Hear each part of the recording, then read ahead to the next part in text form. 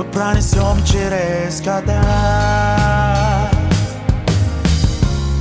Мы пронесем через года. Здравствуйте, господин Ачербат. Здравствуйте.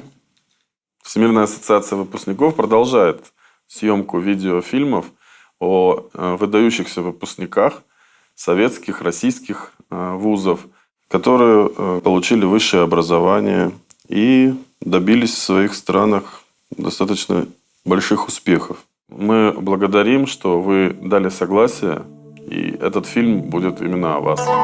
Бескрайняя Монголия, родина Чингисхана и героя нашего интервью Ачербата. В этой самой малонаселенной стране мира живет около 3 миллионов человек.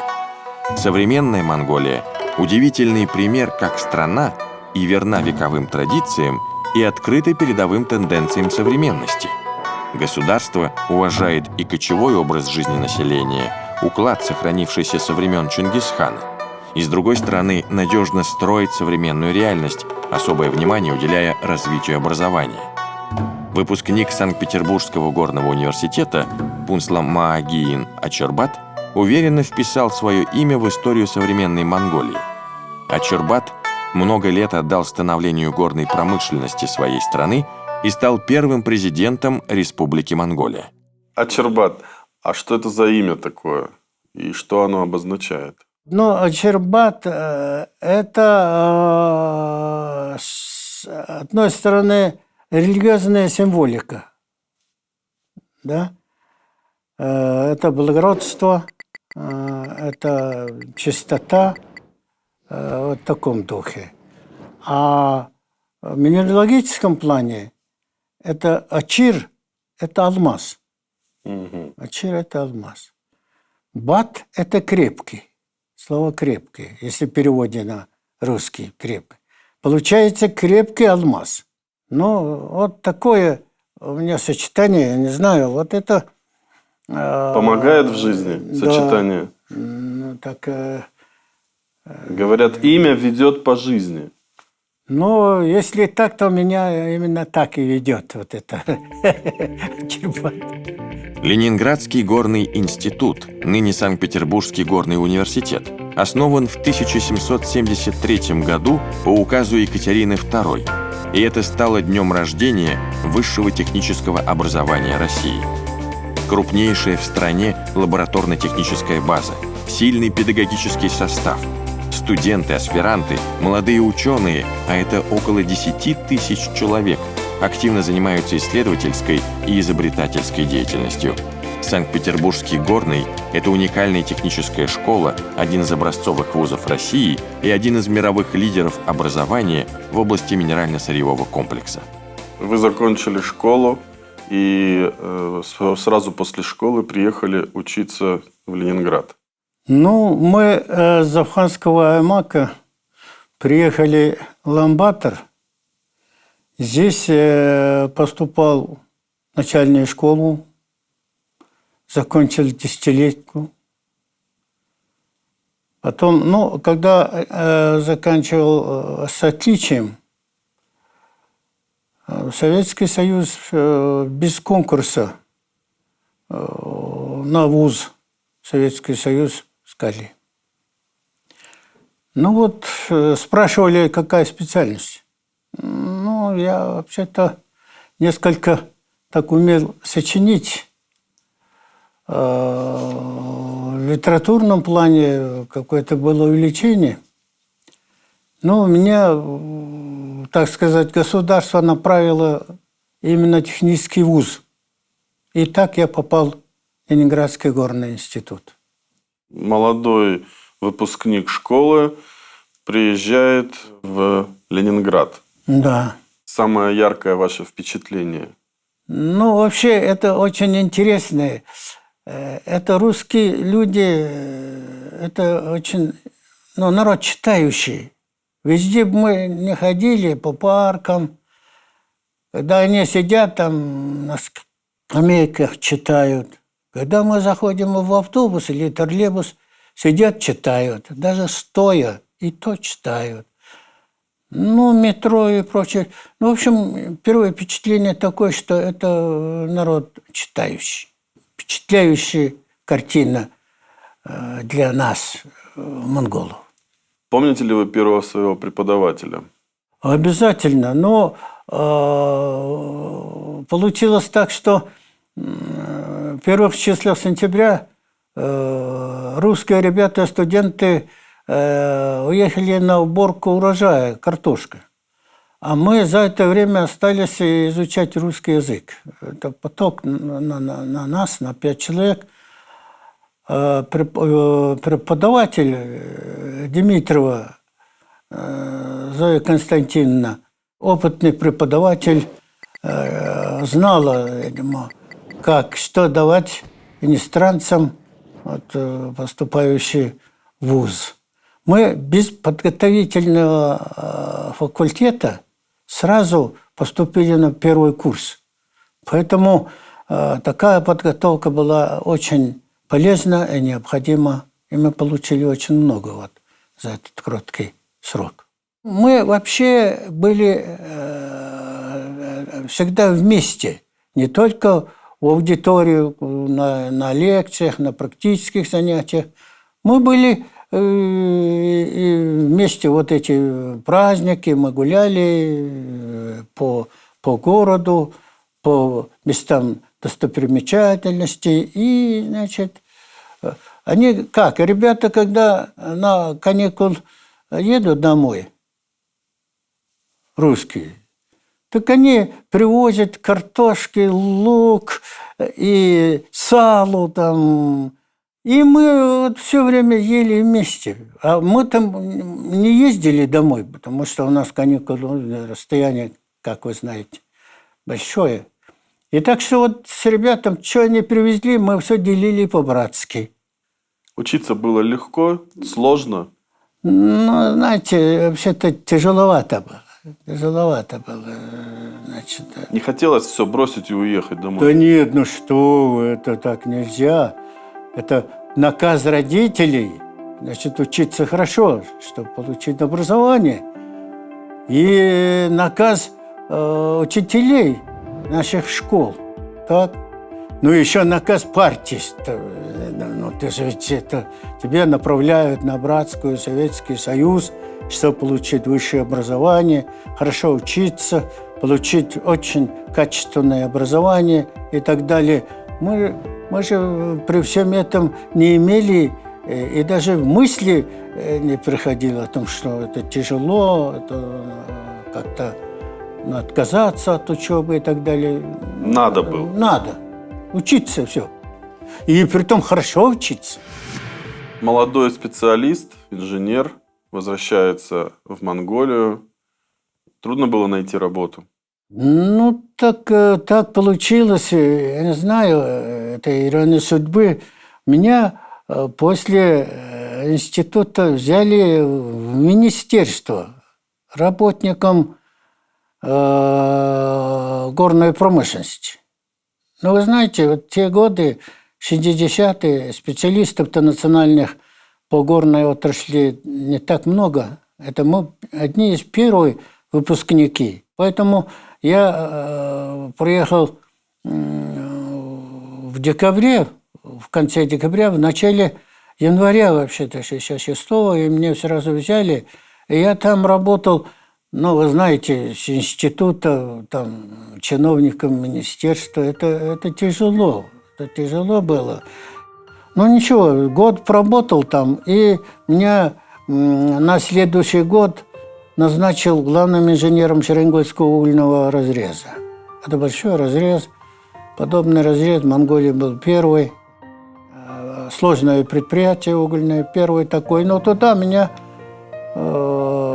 послали главным инженером. Но тут было тяжело. Во-первых, предприятие само по себе новое, кадры новые. Тут опытных горняков по открытым работам, но не так много. Ну, пришлось все учиться. Самому инженеру и рабочим, машинистам экскаваторов, шоферам большегрузных самосвалов и так далее. Но это было интересно. Я там проработал 6 лет, и это тоже университет жизненный я там закончил. Образование помогло, да? Обязательно, ну что вы. Тут я, когда учился, проходил производственную практику на Никополь-Марганцевском бассейне. Я там целых 6 месяцев проходил производственную практику в качестве помощника машиниста. Ну, чем только не приходилось заниматься, да, много. Но за полгода производственной практики в качестве вот таких на рабочих местах, это очень интересно. Потом я преддипломную практику проходил на Кольском полуострове. Это крупный апатитовый комбинат Кировск. И там я в качестве инженера-диспетчера работал 2 месяца. Так что вот практика при учебе, кроме теоретических и лабораторных занятий, и вот эти практики производственные, преддипломные, они дают студентам очень много, очень много. Это вот обогащает знания совокупности теории, практики. Вот это все получилось у меня, посчастливилось именно вот такой период. Я попал в мои учебные годы. В 1990 году вы избраны председателем Великого народного хурала Монголии. Да, я 4 года работал в качестве заместителя министра, потом меня назначили министром топливно-энергетической промышленности. Да? Я 9 лет проработал министром, потом вот этот внешнеэкономическая связь, потом Министерство внешней торговли и снабжения. Но таким образом я в государственных должностях, довольно так, лет 15 проработал, да. В начале 90-х годов у нас это преобразование, да, поэтому меня тут избирали председателем Великого народного хурала. Я там 9 месяцев работал, потом, новая конституция, и там совершенно новая структура. Там раньше не было вот этой президентской институции, не было, хотя в 30-х годах был, это малый хурал, это малый президент. Потом Великий народный хурал, это Великий государственный хурал и правительство. Вот такую структуру. И вот в этом структуре меня избирали президентом первым Монголии. Трудно быть президентом? Очень. Очень трудно. Во-первых, это такая институция впервые. Вообще в монгольской государственной практике не было такого. Ввели такую. Это первая такая институция и первый президент. Чего делать и как. Поэтому очень было тяжело это с одной стороны. А с другой стороны, очень тяжело было, переход одной социальной строя на другой. Это же обычно там что-то идет война. А у нас это все получилось мирно, спокойно. Перешли мы от социального, от коммунистического, можно сказать, строя на демократический строй. Я и хотел спросить, вы же еще и возглавляли комиссию по разработке новой конституции Монголии. Да. Я когда работал председателем Великого народного хурала, и в это время было поручено, то есть организована комиссия по разработке проекта конституции, монгольской новой конституции. И я возглавлял эту комиссию, и мы разработали новый проект Конституции Монголии, где основной идеей это сохранение прав человека, да, и, значит, многопартийную структуру. У нас же ведь однопартийная структура государственная, и многопартийную структуру, и переход на рыночную экономику, отказаться от плановой экономики социалистической и переходить на рыночную экономику. Вот эти основные концепции были заложены в новой конституции страны. И вот этой конституции, этот Великий народный хурал, там 430 депутатов. Так они вообще 67 дней обсуждали, и потом, значит, и правительство, там, и другие вопросы. Таким образом, в общем, в течение 72 дней мы обсуждали и, наконец, утвердили эту новую конституцию. Расскажите, как вы познакомились со своей женой? А с женой в Ленинграде. В Ленинграде, когда учились. Ну, мы-то знали друг друга в школе. Ну, это детски.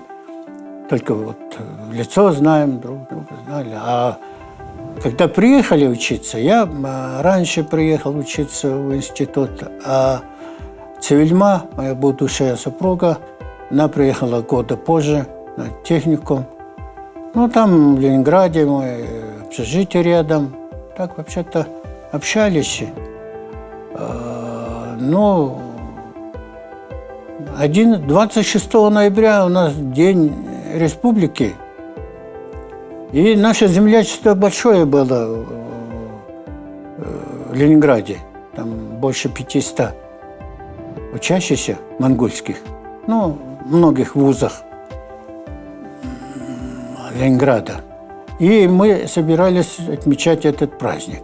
Ну, а на один из такой праздник мы с Юльмой поближе. Значит, зачем приехала, как, на какой институт или техникум, что. Ну, после этого стали встречаться студенты 3-го, 4-го курса. Так что вот там мы Нашли друг друга. нашли друг друга по-серьезному. И совсем по-серьезному поженились. Совсем по-серьезному, когда я защитил диплом, уже получил диплом инженера горного, и она тоже защитила технолог высокой печати. И мы вот этот 15 декабря 1965 года пошли в ЗАГС, зарегистрировались и стали мужем и женой. И так мы с 1965 по 2018 живем вместе. Мы этот дом считаем домом счастья. Мы зашли в свой дом счастья, потому что даже Цивильма чуть ли не заплакала. И получила у двери какой-то жесть, что мы, значит, это головой трогает дверь, что вот этот, открывая эту дверь, мы открыли себе счастье. Ну, знаете, это рассказать, словами выразить очень трудно. Это очень трогательные, очень счастливые были моменты.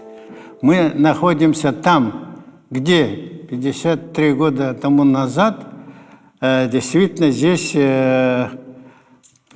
после венчания, значит, получения свидетельства о браке, мы здесь фотографировались в этом красивом дворце. Можно сказать, что это самый яркий, да, момент это, в жизни. Это очень ярко. Диплом получил, и Жену нашел. жену нашел. Ну так мужику... Осталось дом построить и дерево посадить. Да. А расскажите о детях. Где они учатся? У нас двое дочерей. Одна училась в Москве на инженер-экономиста. Вторая училась в Пекине, получила менеджер бизнеса. Вот. И Черма окончила в Москве, но после окончания она работала по специальности. Ну, последние годы она в дипломатии, советник по экономическим вопросам в посольстве Монголии в Москве. Поэтому и у нее дети, и младший сын ее тоже окончила наш Ленинградский горный институт. Можно сказать, династия. Да, династия, да, у деда, значит, и работает тоже в Москве. В аэропорту в Москве была долгая пересадка, и там была очень интересная встреча. Ну, тут, значит, приехали в Москву нас встречать, значит, старшая дочь Черма и его младший сын Аранжен Дорж, который тоже закончил Санкт-Петербургский горный, и его жена Ичка, и внучка, правнучка маленькая, ей сейчас 2-й год, но очень боевая такая. Вот это целое семейство, которые живут и работают в Москве, встретили нас в аэропорту. Вот такая, ну, я, значит, прадедушка, ну, мне очень радостно видеть вот эту маленькую девчонку, которая вот так бегает, знает мне вот моих детей, когда они были такими маленькими, и сейчас они уже сами стали бабушками, матерью, бабушками и так далее. Так что это счастье. Все вот эти люди, кроме этих маленьких девочек, учились в России. Черма в России, Аранжен Дорж в России, и это Ичка тоже в России, она училась, кончила. Так что мы являемся в основном образование, получившие в России. Российские образования. Частичка России всегда с вами. Да. Но в отношении частички России вы где-нибудь можете... Я русских очень уважаю и люблю. Во мне, в моем знании, в моей голове не только русское знание. Во мне бежит русская кровь. Я в 1982 году оперировался на предмет почки, и тогда мне делали переливание крови. Так что во мне бежит и русская кровь. Поэтому я русским людям и очень с благодарностью отношусь. Не только за знания, переданные мне, а я и еще за кровь. Прокомментируйте нам вот эту фотографию. Вы здесь в необычном костюме, в форме. Ну, здесь, значит, мне Санкт-Петербургский горный университет присвоил звание почетного доктора университета. И мы тут, значит, подписываем договор о сотрудничестве двух университетов. Университета Санкт-Петербургского горного и университета монгольского науки и технологий. Вот мы в момент подписания с ректором Литвиненко Владимиром Стефановичем, а там тоже выпускник Санкт-Петербургского горного, лауреат государственной премии, горный инженер Лахин Сурен. Вот мы троем там подписываем документ.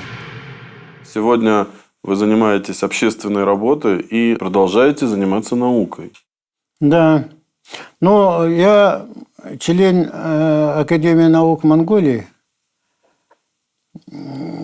поэтому приходится в научном обществе участвовать в различных научных обсуждениях. Вот. И здесь я в университете наук и технологий занимаюсь ассистентом-профессором. И через меня проходят обучение магистру по горных профиле и аспиранты, которые выбрали горные специальности по горной тематике. Я им читаю лекции и руковожу некоторых дипломных проектов, не дипломных, а диссертационных работ руковожу. Так что с наукой у меня все время связанная такая получается деятельность. Как здесь дома, так и в России, особенно в Санкт-Петербургском горном университете. Там ребята очень старательно, очень хорошо учатся. Я знаю, что 3 сразу выходят на защиту кандидатского. Да. Сейчас вот в настоящее время там учатся 56 монгольских студентов, 4 из них аспиранты. А 3 из этих 4 в этом году защищают кандидатскую диссертацию в университете. И успеваемость у них хорошая. И тематика защиты очень современные, очень необходимые. Вот такие у них успехи. В институте у них дисциплина хорошая. И учеба, и старательность хорошая. Преподаватели ими довольны. Так что я доволен за этих ребят. Ваши пожелания и напутствия будущим студентам? Во-первых, конечно, первый наказ сходит с родителей, мамы, папы. Коль ты поехал учиться в Россию, учись хорошо, изучай этот великий язык, русский язык, хорошо учись, во-первых. А мы даем наказ ребятам, что век этот, 21-й, это век науки и интеллекта. Поэтому вы, пожалуйста, кроме практических знаний, занятий, увлекайтесь наукой и инновацией, которые, происходят в целом в технической отрасли и, в частности, в горной отрасли. Это очень интенсивно идет, потому что устойчивое развитие на 21 веке это будет базироваться на инновации, на новые технологии, на умственные технологии. Там умная шахта, умная скважина, умная машина и гиперфизическая система. Вот к чему современная наука и современное производство стремится. Вот так, например, наказ даю своим ребятам. Спасибо большое. Было очень приятно с вами пообщаться. И спасибо вам за то, что уделили нам время.